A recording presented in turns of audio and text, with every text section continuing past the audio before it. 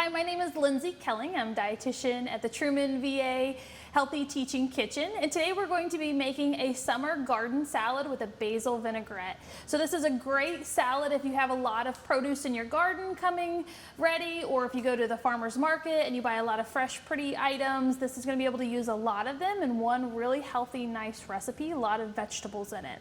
Also a very diabetic friendly option, and we're actually going to use a granulated Splenda rather than a sugar for the vinaigrette side of it. So we're going to start with 1/4 of a cup of fresh basil, and this is a great one if you have an herb garden, some extra basil you need to use. So we're going to take this and we're going to put it in our food processor. Just need to make sure it's been washed.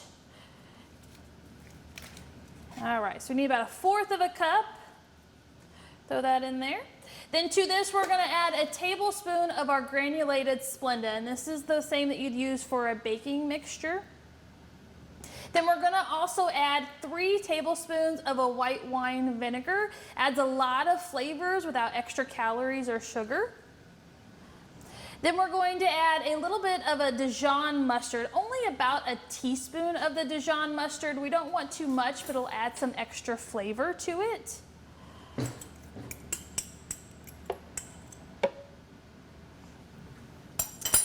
And then we're going to start blending this up, and then we're going to slowly add in 3 tablespoons of our olive oil. And that olive oil has those good mono and polyunsaturated fats. And by adding it slowly to this recipe, it adds some extra air and actually kind of thickens our vinaigrette and gives it a better texture. So we're going to go ahead and put the lid on. If you have a nice little top part you can open to pour your olive oil in, it's going to be helpful.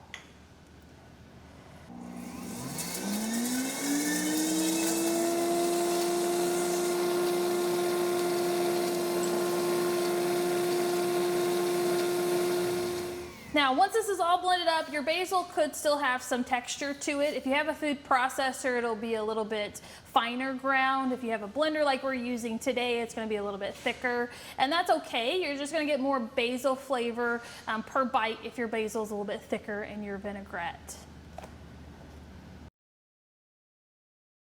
All right, now that our vinaigrette is prepared, we're going to get a few of our vegetables just slightly cooked. We don't want to overcook them, but we want to get them a little bit more tender than they would be just if we ate them raw.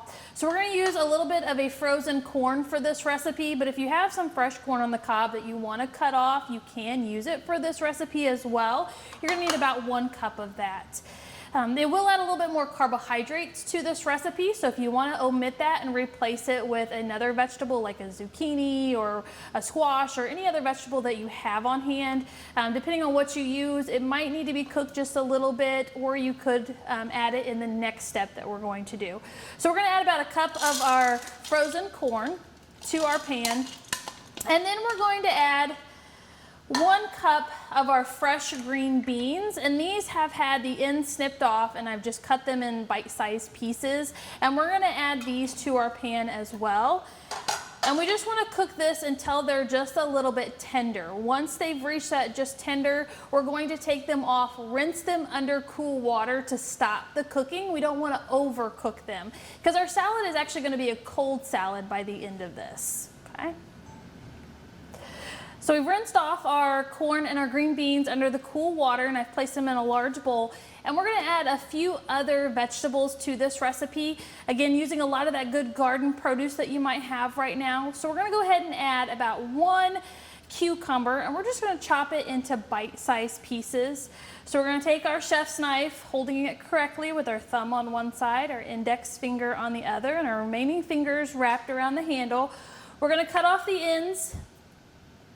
We don't need those. We're going to discard them. And then since our cucumber likes to roll around, we're going to cut it in half. And then we're going to set it up on those flat ends to get an easier cut so it doesn't roll away from us. And we're going to cut each of these in half. And we're going to lay them down on our cutting board. So we have that nice flat surface that we're working with. We're going to cut them in half again and just take and slice them into bite-sized pieces. If you want a little bit smaller, you can dice them rather than chopping them. And this recipe has a ton of color in it, which makes it a really pretty summertime recipe. You're also getting tons of fiber in it. And that fiber slows the absorption of carbohydrates. And it also adds some extra benefits for gut health. So we have that insoluble fiber. And it also has soluble fiber, which helps to remove extra cholesterol from the body. So our vegetables that we're getting today, we're getting lots of good benefits. I'm gonna go ahead and add that to our bowl. We're gonna also add some bell pepper to this recipe. So on our bell pepper, we're gonna slice down the sides, and then we're gonna chop it as well. But since our bell pepper has a nice flat bottom, it's going to sit fairly even for us. So we're gonna take our chef's knife, and we're actually going to cut in about a half moon or crescent moon shape. So we're gonna start up near the stem with our blade, and we're going to cut around those seeds and that white membrane that's on the inside. So we get nice even pieces. We're going to turn it and do the same thing down the next side, turn it again, go down that next. And if it starts to get a little flimsy at this point and you're not comfortable holding it up, we're going to go ahead and lay it down on its side so you can see right where we're going to cut along that white part of the bell pepper, and then we're just going to discard the seeds and the stem and this bottom part. If you want to cut a little more off the bottom, you definitely can. And then we're just going to take these and we're going to chop them into, again, bite-sized pieces. Always making sure anytime you're slicing, you're pushing your knife away from you rather than pulling it towards. Less opportunity to cut yourself. And then also making sure you're keeping your fingers back whenever we're cutting. Kind of holding in a little bit of a claw motion will help to keep those fingers back from our blade. So again, pushing our blade away from us, chopping into bite-sized pieces. And we're going to add this one to it. If you have a yellow bell pepper or a red pepper, that would add a lot of color to this as well. Then we're also going to add some cherry tomatoes. And I've went ahead and cut these in half, but all you do is just take your paring knife if you have a smaller one. It'll be smaller than your chef's knife. Cut them in half. We have about a cup of these, and we're going to add this to our bowl as well. And then lastly, we're going to add some green onion.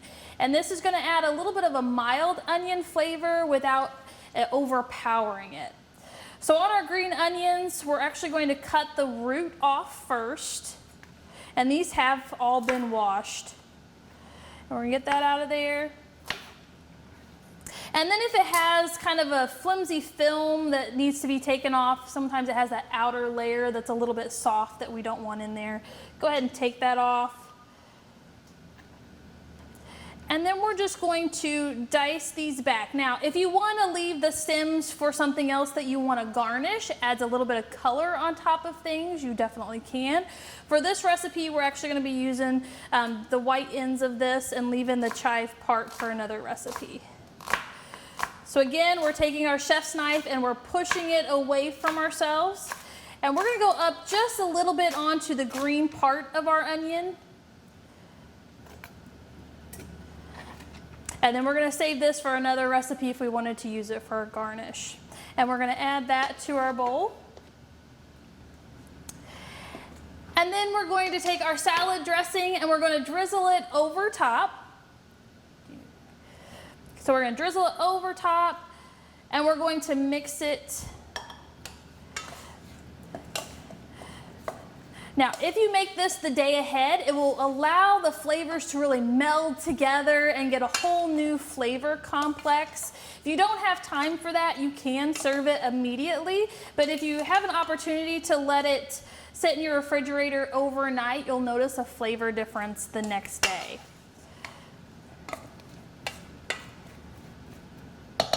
And some beautiful colors that will add a lot of color to your plate, a lot of fiber, a lot of vitamins and minerals, a lot of great opportunity to get another vegetable in our diet.